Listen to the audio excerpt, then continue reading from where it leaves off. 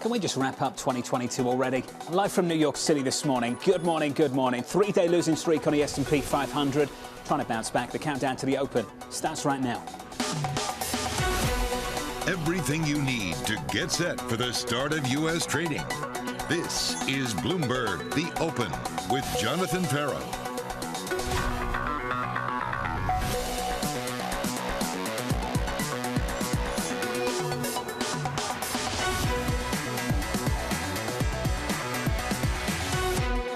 Live from New York City, we begin with the big issue, looking out to 2023. Twitter might be looking for new leadership. Mike Wilson thinks we're facing a major profit drop as investors obsess over the timing of one thing.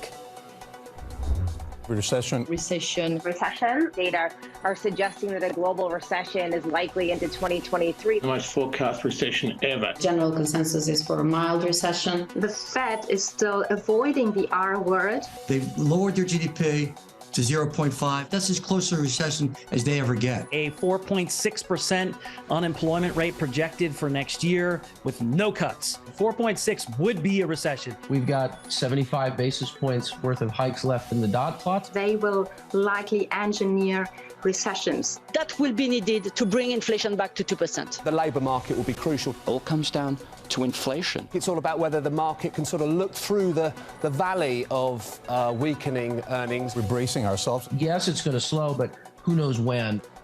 Who knows when? Let's have that discussion right now with Flowbank's Esty Tweck, Matt Miskin of John Hancock. Esty, first to you. Here's a refreshing take. Do you think growth can hold up next year? Well, not necessarily if the latest dot plot materializes and we get another 75 basis points of hikes next year that the market doesn't believe is going to materialize. But we are starting from a higher level than expected. The jobs market is softening, but still holding up a little bit. Corporate and consumer balance sheets are in better health. So I think a deep and long recession is not the base case scenario. Now, can it hold up enough to have no negative growth? That's the big question. But maybe it won't be as negative as what the consensus is looking for today. Matt Miskin, do you agree? We actually see downside risk to the outlook into 2023. The central banks are tightening. That is going to be the #1 driver of macro next year in our view, with a lagged impact. And now it's more synchronized. So the ECB last week, you were talking about this morning, John, that was the shocker to me, just how hawkish Lagarde has gotten. And it's like the shootout last night, or yesterday, sorry, in terms of the game yesterday, that was just amazing. But, in terms of Argentina taking those shots, it's just, you don't have to put a lot on the ball right now. You just got to get in the net. Couple even rate hikes at 25 basis points into 2023, we think is going to bring down inflation for the Fed and is going to actually disappoint, it's going to be beneficial, but it's going to go on the downside in our view into 2023. Matt, don't encourage me. We'll talk about the World Cup all day otherwise. Let's focus on the Fed. The Federal Reserve is saying no cuts in 23. Matt, you're calling for cuts. Why are they wrong? Because if you look at inflation right now and the comps we're going to go against. So this time last year is when inflation really went parabolic. And then you had the Russia-Ukraine war where oil prices, gas prices really rose. That's the comps we're going to be going against in the first quarter. If inflation rises like it did over last month, 0.1% month over month, and you do the calculation and you bring that into next year, we are sub 2% on headline inflation in June of 2023. Bespoke Investment Group did a great chart on this on Twitter. I think it's just some of the best research that's out there, and it's not being priced in. It's not being talked about. And if that materializes, the Fed is way off sides. That's the growth outlook, off sides, but we won't do that, John. That's another thing that could really bring markets to change tune into 2023. That's the CPI outlook, rather, Matt. Can we talk about the growth outlook? Jobless claims were at 211, Matt. 211,000 Thursday morning. Matt, what are the signs that you think we're heading into recession here? When jobless claims go up, it's a great coincident indicator. But when that goes up, it's too late. The Fed is already going to be behind the curve on that pace. And right now we're starting to hear the layoff announcements are coming in. The Challenger job, the jobs data coming out is showing that layoff announcements are picking up. But you're right, it hasn't shown up week over week. We don't think we're in a recession yet, but we do see that coming soon into 2023 in the first couple months. And when that happens, The Fed's going to have to pivot real fast. SD, why do you think Matt might be wrong? Well, I agree that inflation is going to come down faster than what the Fed is pricing in. We are seeing job openings start to soften. I agree that the layoff announcements are going to keep coming, and that is just going to deteriorate into next year. I think there are a lot of other factors, including the excess savings, including healthier balance sheets, pretty much across the board, that are going to help hold up a little bit better than this big recession that Matt is talking about. But we still don't know how many lagged effects we're going to have from all the rate hikes of 2022. So I think that's also why I don't expect the Fed to hike as much as what they're trying to tell us today. We're getting to a very tough period for the Fed where they don't want to keep hiking so much because they know they're going to have lagged effects. They see these layoff announcements as well. On inflation, they don't seem to want to admit that they're going to start seeing it soon as well. But at the same time, those financial conditions, anytime the market starts to think about a pause, they're loosening, and they need to keep those financial conditions tight, and they need to make sure they find a way to convince the market that a pause is still restrictive policy and that they're not close to a pivot. And that's going to be a very difficult messaging balancing act, and they haven't seemed to found that yet. So, Esty, this is the call on the economy, on the Fed. Give me your call on the market. Well, for the market, I think the beginning of the year stays complicated. Every time we've rallied, we've had another central bank scare us. In this case, it was the ECB, not the one everyone thought would be the hawkish surprise of December. The markets are really struggling to get above this 4,100 level on the S&P 500. And there are a lot of question marks about earnings expectations. Earnings expectations are pretty much all over the map for next year, anywhere from 230 to 200, again, for the S&P 500. So a lot of question marks there. I think downside for earnings is already priced in, but we do have the risk that either inflation doesn't come down as fast as we think, or that growth comes down faster than we think, and that brings earnings expectations towards that lower end of the consensus, and that can make for a very bumpy start of the year. But for 2023 as a whole, I think we'll still have a positive year and positive returns. Let's just sit on that earnings point just a little bit longer. Mike Wilson of Morgan Stanley has this to say: rates and inflation may have peaked, but we see that as a warning sign for profitability, a reality we believe is still underappreciated but can no longer be ignored. We'll catch up with Mike in about 20 minutes from now. Matt Miskin, which side are you on here? Esty Dweck, who says a lot of this is priced in, or Mike Wilson, who says there's some real pain to come on the earnings side that's going to take this equity market down in the first half? We see earnings growth likely to continue to moderate here, and earnings estimates are still way too high in our view. So we're, the street's looking for about 5% to close out this year, and then we go into next year and still looking for 5% earnings growth. We think that's unrealistic, given even a shallow recession. On average, a recession brings earnings decline of 25 to 30%. We are down about 4 to 5% off the peak. So earnings were really brought forward here over the last couple of years, and you just saw a massive earnings growth environment because of so much fiscal stimulus. Well, when you remove that fiscal stimulus and you add higher cost of capital, well, that's going to hurt the earnings picture. The central banks are almost being the Grinches here as it relates to the cost of capital going into 2023, and that's going to crimp margins. So in our view, you've got to find higher quality companies that don't need money, that don't need to go to the capital markets to survive. You want to use the value exposure. I think one of the things we're realizing more is there's too much remnants of 1999 type over valuation in the market. You've got to be more valuation sensitive going into next year as a defensive factor, and then lower volatility as well. Three main factors: quality, value, and lower volatility as our three favorites into next year. Esty, what do you say back to that?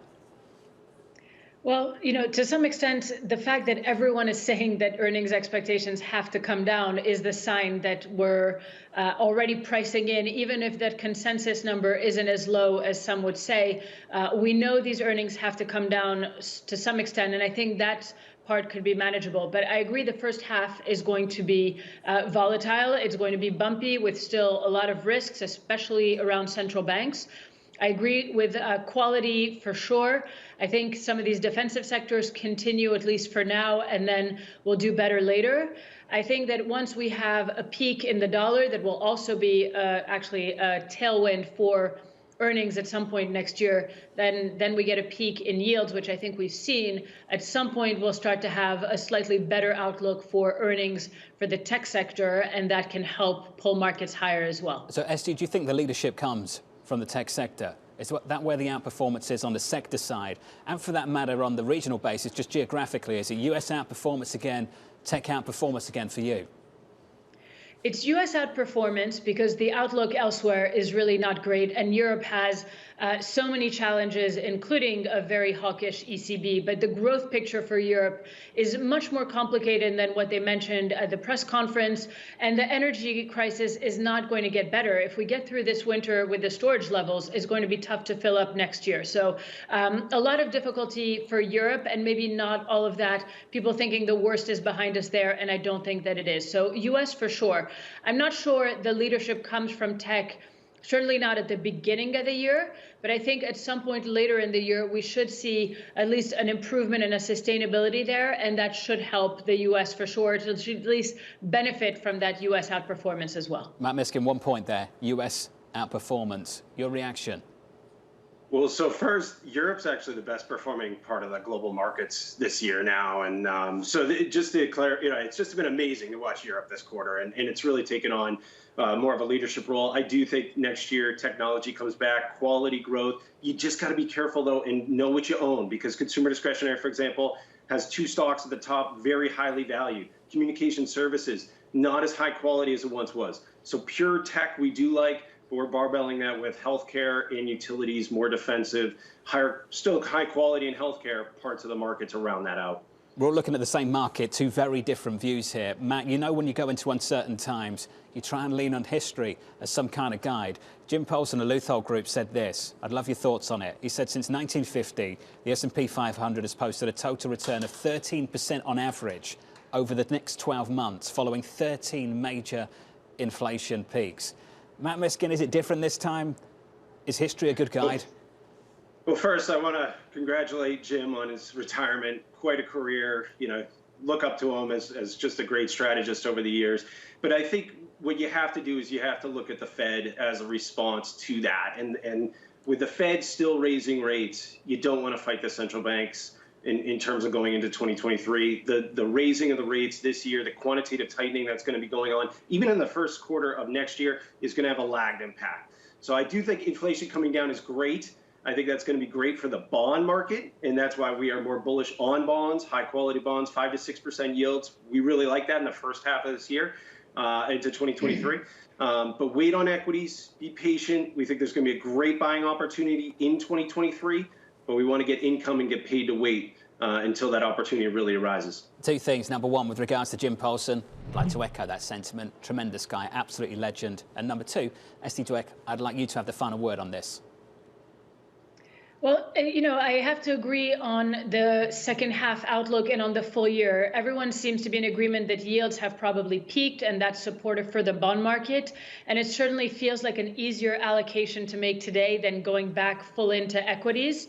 Now, whether you average in over the next few months or you wait hoping for another low in the first half of the year, it sounds like Matt agrees that we are going to have a more constructive year for equity markets over next year. And if inflation comes down, that means the market is a forward discounting mechanism. They're going to start to price in that Fed pause, even potentially a Fed pivot, since the market refuses to price out those Q4 2023 rate cuts.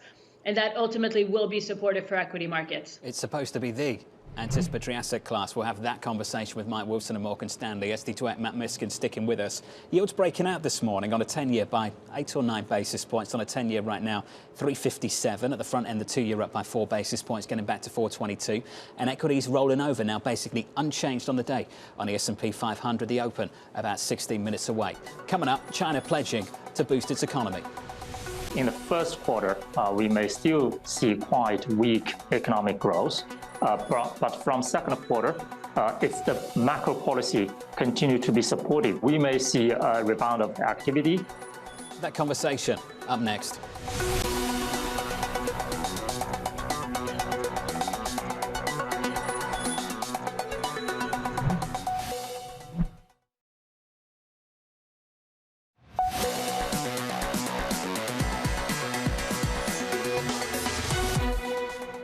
in the first quarter, we may still see quite weak economic growth.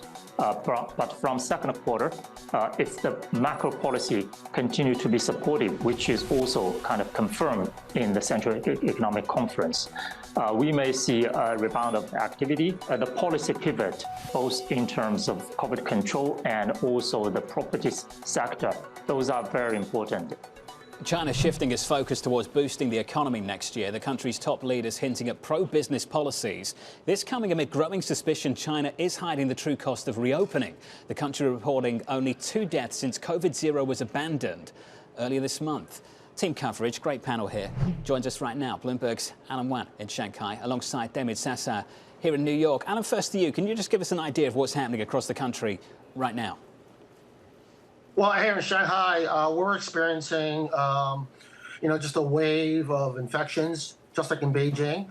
But the most interesting thing is, like you just said, that right now there's only been 2 deaths reported over the weekend since the end of COVID-0, and it's kind of hard to fathom, given what we're seeing on the ground ourselves, what other Western media has been reporting, and the history of other countries, other Western countries that have higher vaccination rates. And the number of fatalities they had, in similar circumstances.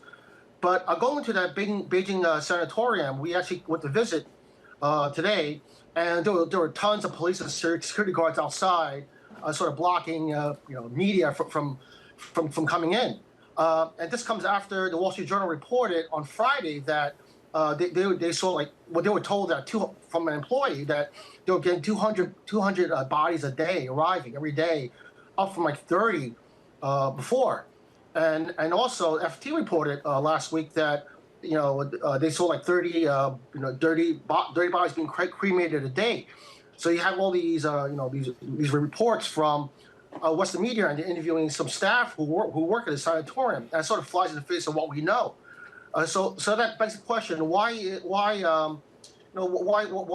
going on right now? I mean, basically, the government is trying to sort of play down the number of deaths because it's been trumpeting how it's been able to keep fatalities at a very low rate, showing the superiority of the communist system.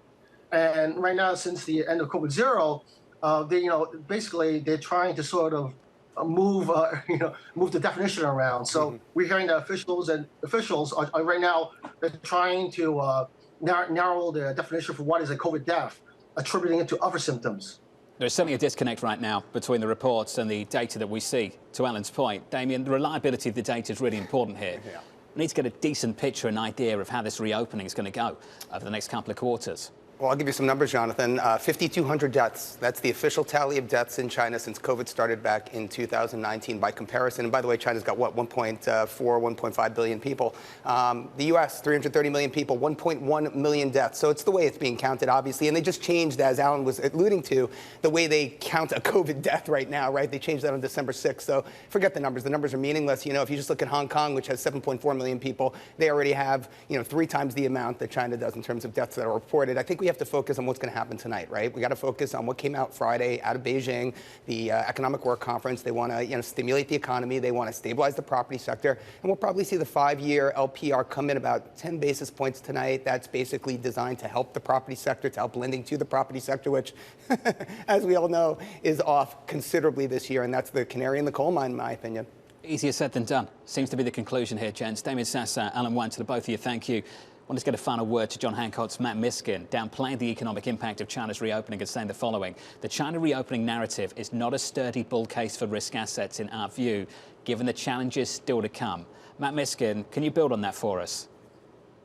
Yeah, so the cost of capital is going up, and if they're going to need to use more leverage, more debt to stimulate the economy right now, and we think they are going to, then that's going to be expensive, frankly. And right now, the challenges, it's heartbreaking, and to watch, but the markets have already run with this. So in material sectors, the best performing sector in the fourth quarter, energy, industrials. You look at some of the China plays, industrial companies, even the U.S., the ones that are really in more the, kind of backhoe, I can't use an exact stock name, but industrial companies, that usually export to China are booming. They're up 40% this quarter.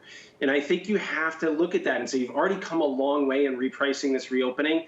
But if it doesn't come in smoothly and the rest of the world's raising rates and slowing growth, that's going to probably dampen China growth as well. And so we would trim in the strength of much of the non-U.S. equity market that has just rallied on this news and redeploy into higher quality, more defensive assets. Esty Dweck, how are you thinking about this story?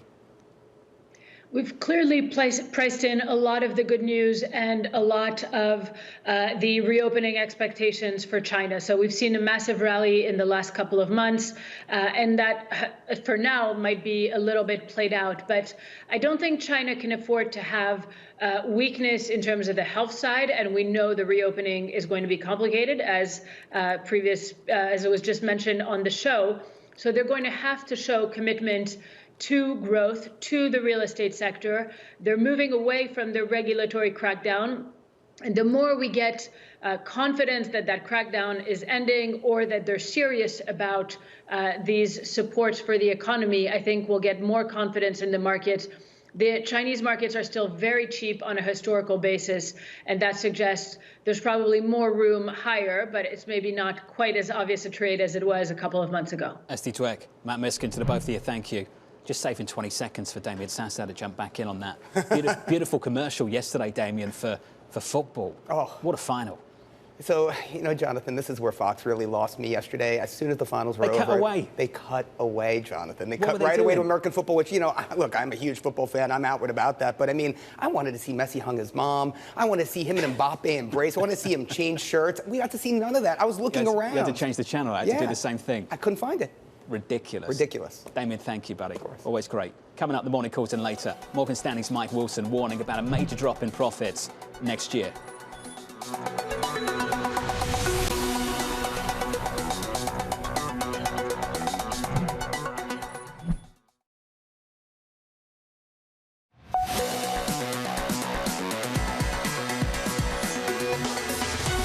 Live from New York, let's get you some morning calls. First up, MoffettNathanson upgrading Verizon to market perform, seeing an attractive valuation after underperforming its peers. Jefferies upgrading Moderna to a buy, expecting shares to rebound after the company's pipeline opportunities.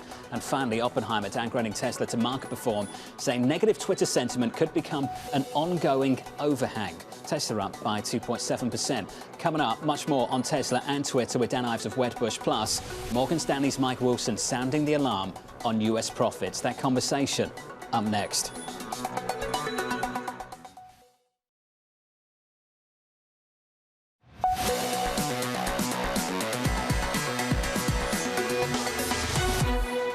Live from New York this Monday morning. Good morning to you all. Three-day losing streak on the S&P, trying to bounce back by not even a tenth of 1% on S&P 500. Futures right now up by 0.04%. On the Nasdaq at the moment, up by almost a tenth of 1%. On the S&P, 2 weekly losses. Can we snap that streak? There's the opening bow, switch to the board and get to the bond market. Yields look a little something like this. On a 10-year, up 8 basis points. The yield this morning, 355.89. In the FX market, euro dollar holding on to 106, just like the 10 years, just about holding on to 350. 106.10 on euro dollar, up by 0.2%, and crude 75.71, approaching 76, up by 1.9% on the session. 20 seconds into the opening bell, we are completely unchanged on the S&P, and I have to say on the Nasdaq, almost completely unchanged as well. One stock to watch at the open this morning, Tesla, and that stock is not unchanged. Elon Musk asking users in a Twitter poll whether he should step down as CEO, with more than 57% of the participants favouring his resignation. Ed Bladlow on the West Coast with more. Morning, Ed.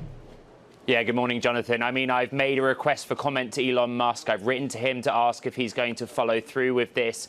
He has not responded. Some of the other key names involved as well, we've written to and asked them if they're being serious in their offers to take over the role of leading Twitter. And of course, we haven't had any response. We're up 2% on Tesla. I'd point out this is a stock that was down 8 of the last 10 sessions as of Friday's close and was trading at the 3-week low. Also a gain of 1.5% now, John, is nowhere near sort of some of the positivity and exuberance we saw in the pre-market. It was interesting, the New York Times reporting in the last 24 hours that Elizabeth Warren wrote to Tesla's board over the weekend, raising concerns that Musk's actions and leadership at Twitter had been harmful to Tesla investors. As you and I have been saying for days and days, I have a sort of sense of deja vu. Many retail and and institutional investors voting with their feet, of course, and clearly they wanted some resolution to this. I would also just finally point out, John, that Musk did say in the heat of the battle with Twitter when he was trying to walk away from the deal, that were it to go through, he had always planned to only temporarily lead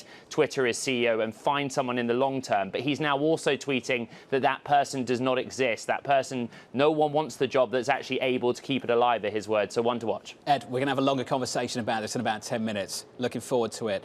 Some Tesla bulls are happy about this, including Dan Ives of Wedbush. We're going to catch up with Dan Ives in about 15 minutes' time on this programme. Looking forward to that as well. Another stock, Meta, hit with antitrust charges. The EU Antitrust Commissioner expressing concern over its marketplace service, writing, quote, Facebook users have no choice but to have access to Facebook Marketplace. Abby has more. Hey, Abby. Hey, John. Well, yes, the EU is continuing to go after Meta platforms. This, of course, after those antitrust watchdogs basically alleged this complaint, saying that they allegedly squeezed out classified ad rivals by tying their Facebook Marketplace to their own social network. So basically a monopoly-type charge. This latest complaint, of course, paves the potential for a change to their business model. A quarter of their revenues do come from Europe. This is advertising revenue. Not surprisingly, Meta is saying that these claims are without foundation. Now, what makes this so interesting, and there you can see that revenue breakdown and that big portion coming out of Europe, what makes this so interesting is the bigger trend here, of course, is the EU's crackdown on U.S. big tech, Apple, Alphabet, Amazon.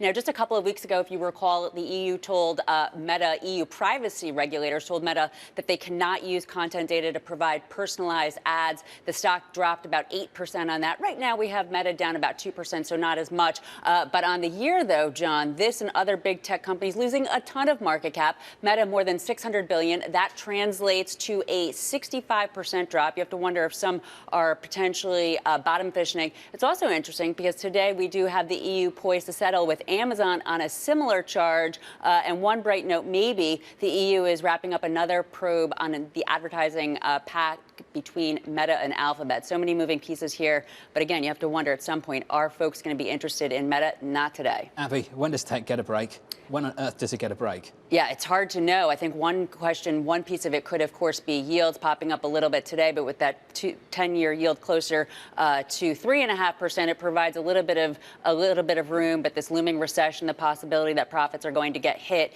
it seems as though tech and that monster rally out of the pandemic low continues to make them vulnerable. Abby, thank you. I want to head back over to Ed Ludlow, who mentioned that letter from Senator Warren to the board of Tesla. Ed, can I come back to you on that? Because I think we need to build out that story just a little bit more. What is Senator Warren trying to find out?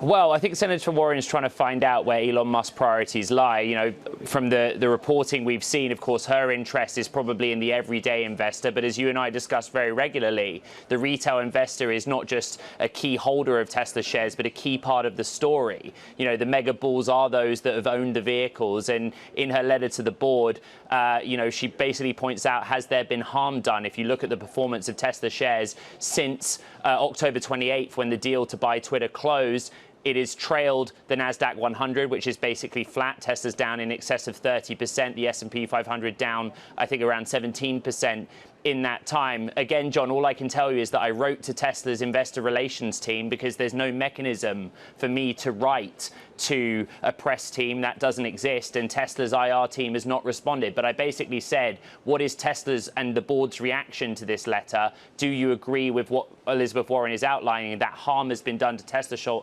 shareholders because Musk has not been focused on that company? Those gains fading this morning on Tesla, 150.59. Ed, thank you. That stock is up by 0.2%. Here are some dates for the diary. January 6th, payrolls. On the 12th, you get CPI. In January, day after, earnings season really kicks off. The 13th, that's when you get JP Morgan. Mike Wilson of Morgan Stanley thinks it's all about earnings in early next year. This is what he had to say. Rates and inflation may have peaked, but we see that as a warning sign for profitability, a reality we believe is still underappreciated but can no longer be ignored. Mike Wilson, I'm pleased to say, joins us right now. Now, Mike, I couldn't ignore this in the note, and thanks for being with us. When you mentioned 2008, I think you get everyone's attention. You said this: we offer further comparisons to August 2008. Mike, can we start there? What are the comparisons between now and back then? Well, good morning, John. Yeah, I mean, the main one that we're trying to put forth is that our earnings model, which, as you know, we spent a lot of time focused on, The spread between our forecast now and what the consensus is modeling for next year is as wide as we have seen since the summer of '08. Okay, so in other words, we're looking for an earnings recession that could be as big of a surprise to the market as it was in '08. Now, what we're not looking for, and I'll make it perfectly clear on this, is a balance sheet recession, a systemic risk fall off like we saw in the fall of '08. So it's very distinguished, but it doesn't mean that there's still not a lot of price risk here. Okay, this is where we think we're out of consensus now and where we have high conviction. So a year ago, it was really about the Fed and the normalization of rates. And now this is the second part of our thesis. As you know well, the ICE part is now really kicking in. And there's this sort of presumption out there from our conversations with clients that everybody knows that earnings are going to be bad next year and the market's already priced it. And we're just putting this warning out for folks who assume the market is omnipotent and it knows this. The market typically doesn't know these types of earnings declines before they happen. So that's the risk now, if we're right. Okay, we have conviction in our view. We could be wrong about that, but that's that's our work. And we think that this rally that we've had, which we identified and then got out of 2 weeks ago, we think that the technical price action last week was confirmation that rally is not only over, but it's about to exert itself on the downside again in a meaningful way. Mike, can you explain what's behind that conviction? These are earnings for the quarter we're in right now. This is 4Q to be reported in the first quarter next year. What's behind that conviction, Mike? What do you see that's developing that maybe other people are missing? I don't think I see anything that's that different, John. It's just the way we put it together. So remember, our forecast I'm talking about is for the next 12 months. Everybody focuses on this quarter, but the market doesn't care about this quarter's earnings. It never does. It cares about what's going to happen over the next 12 months. That's what the market really focuses on and tries to figure out. In our model, we've got 30 years of history of this thing. It does a really good job of using data that's already out there, mostly top-down data. Some of that's survey data, soft data, as we like to call it, that leads to hard data. And, the R squared on this thing is 80%. So it doesn't mean it's infallible, but it's pretty darn close. And when the spread is this wide, you really want to pay attention to it. When the spread's 5%, it's like, that's kind of noise. The spread's 25%. So that tells us that, this is probably not in the price. Are you expecting to hear this in the guidance then pretty early on in earnings season? Mike, you know how the arc of earnings season works. The banks go first, then you hear from the tech players a little bit further down the line. Where would you expect to hear this guidance in the arc of earnings season as it kicks off in mid-January? Yeah, that's what's difference between the fourth quarter reporting season and the third quarter. And this is one of the reasons we backed off our bearish view in October was we said, look, we're not going to get capitulation on 23 forecast because there's no incentive for companies to guide on 2023 in October. However, now as you start a new year, right, they're compelled to say something because if they don't say anything, then people lose confidence that they know what's going to happen. So I think there is a much higher likelihood that companies acknowledge what we already know and what they know. Okay, companies do know that things are getting rough out there. You look at corporate confidence. This is one of the things we compared in the note today. CEO confidence is as low as it's been really in history. So that tells you their confidence level about next year is not particularly great. And that should come through in the guidance in January and February more so than it did in the last couple of quarters when they're not compelled to talk about the 12-month outlook. Mike, I'm interested in where you think the earnings story may hold up. We caught up with Bank of America's Savita Subramaniam a little bit earlier this morning. She had this to say in a note she put out in the last week. She said, throw out the US recession playbook. It's different this time. Oil companies have capital discipline. Then she went on to say this about banks. Credit risk may be more evident at venture capital, private equity and long duration growth plays than at regulated banks. Mike, can you speak to that? Just the nature of the downturn you expect in earnings and the parts of the equity market you think will get hit hardest. Yeah, look, the good news is, I would say, is it's the areas where the over-earning was the greatest, which is, core to our thesis about, the earnings reset. That's already happened. So like consumer durables, some of the technology areas, we've seen 25% revisions to next year's numbers. Now we think it'll continue to be bad because the over-earning was so extraordinary. And that's really the main message in our work, John, is that the margin expectations are just way out of bounds because companies had a windfall profit. That's not necessarily emblematic of one particular industry, right? COVID, it was a horrible human event. It was actually a windfall for corporate profits, and it was a windfall for investors. And that's all being wrung out now, first with rates and now with the earnings that were over-earning. So I think it's very broad. I don't think it's one or two sectors. I think we saw over-earning across the economy. and that has to play through. And I'll push back a little bit on the energy piece. I mean, I agree that energy is in a better position than it's been historically speaking because of that capital discipline. But if we actually end up having a labor cycle, we think it's 50-50 on that. That's when oil prices probably have their final move lower. The stocks won't trade well, even if the fundamentals haven't changed that much on a forward, curve basis of 2 or 3 years. The market isn't going to be willing to look through that. And that's generally our take as well, as we think people are being complacent about looking through an earnings recession that's going to be quite severe. And we'll see how they feel when we're in the middle of it. So, Mike, can we talk about downside here? 38.50 right now on the screen on the S&P. You're thinking closer to 3K as a bottom for next year? And John, we've been very consistent about that, right? I mean, we've been in this sort of 3,000 to 3,300 range since really May. We put our mid-year outlook out. That's the path. And we think that's still the path. And I would say that we now believe we could get to the lower end of that path simply because you worked off kind of this bearishness in the last 2 months. I mean, the bear market rally we had did its job, right? Its job is to, it's like a 3-card Monte. Look over here, and then all of a sudden you forget about looking over on this one. And then that's when you get surprised. So, the setup's good for a finishing move to this bear market. That's the bad thing. The good thing is we're closer to the end than the beginning. Mike, as you get more bearish on earnings, do you get more bullish on bonds?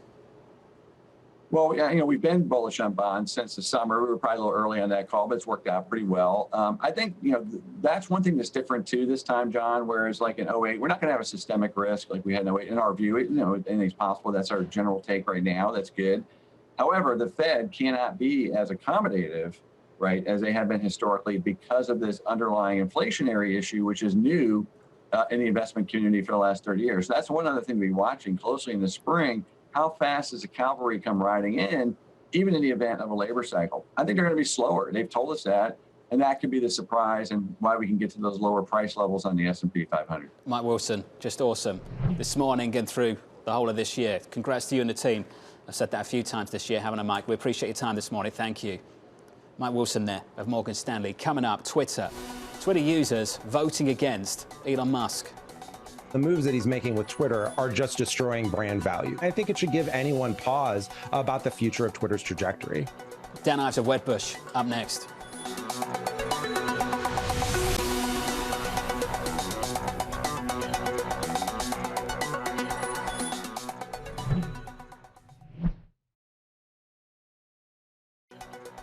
This is Bloomberg's The Open. I'm Lisa Mateo, live in the principal room. Coming up, Ed Morse, global head of commodities research at Citigroup. That conversation at 10:30 a.m. Eastern, 3:30 p.m. in London. This is Bloomberg.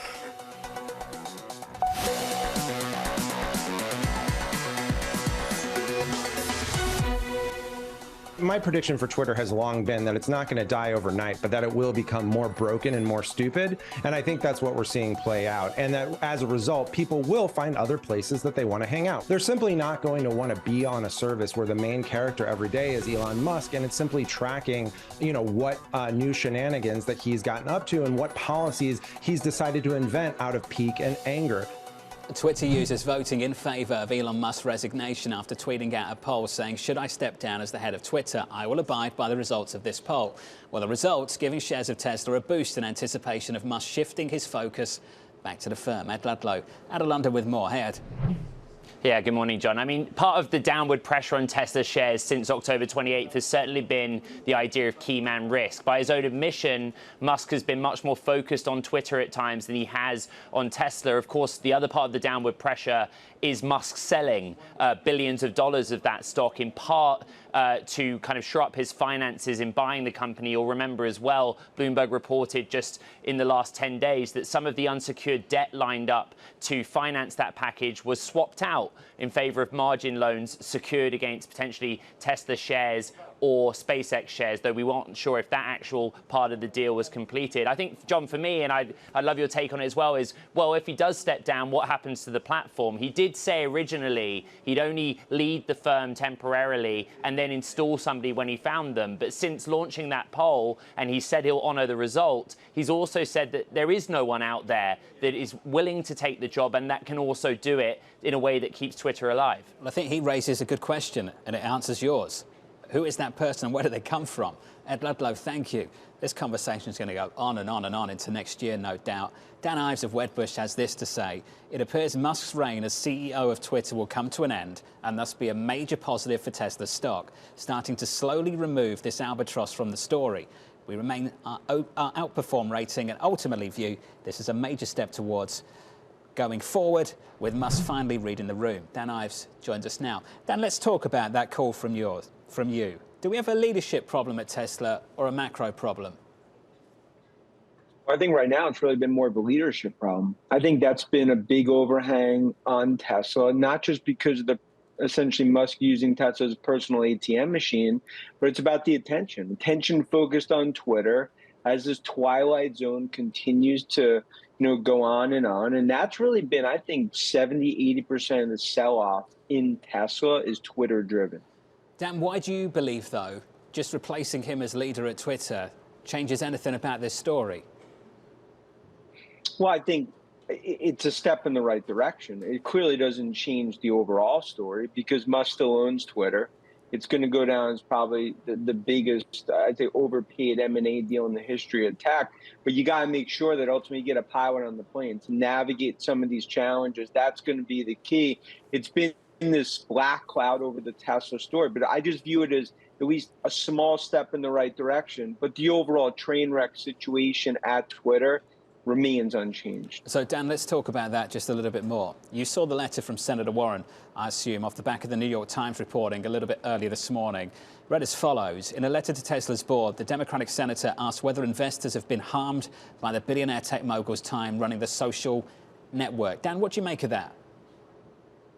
I think the biggest overhang on Tesla, as we've talked about many times, is Twitter. I mean, it's a $44 billion epic mistake by Musk. And I think right now it's really been a quicksand situation. It's hurt the brand of Musk, which has hurt the brand of Tesla, because Musk is Tesla, Tesla is Musk. And I think right now, ultimately the clock struck midnight for investors, for users, especially a lot of the fiasco that we've seen over the last week. And I think, patience is really wearing thin here. Dan, challenging macro environment, leadership issues that you've talked about repeatedly, yet you still maintain that outperform rating on a stock. Dan, why? It's our view of where electric vehicles are going over the next 1 to 2 years and beyond that. I mean, Tesla continues to be the massive leadership position there. I think it's one of the most transformational companies along with Apple. So I believe it's oversold here fundamentally in terms of our view there. But no doubt in the near term, this is a Category 5 storm that's Musk-inflicted that needs to end.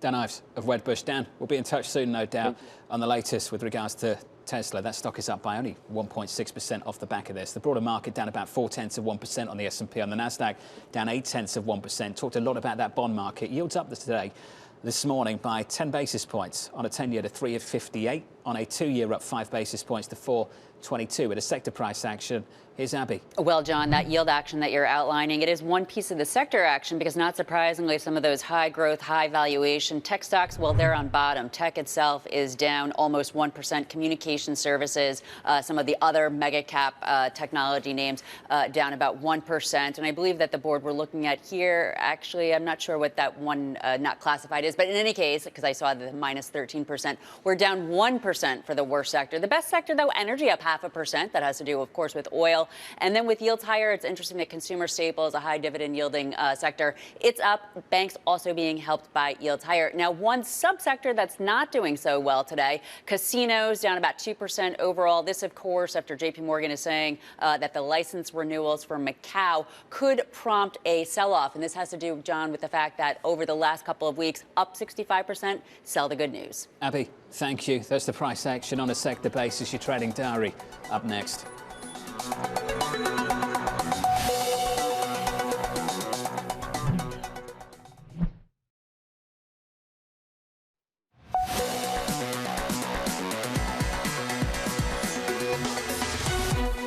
Day 4 days of losses on the S&P. We're down 0.4% on the S&P 500. On the Nasdaq, we're down by 0.75%. The backdrop in the bond market, yields up right the way through the curve.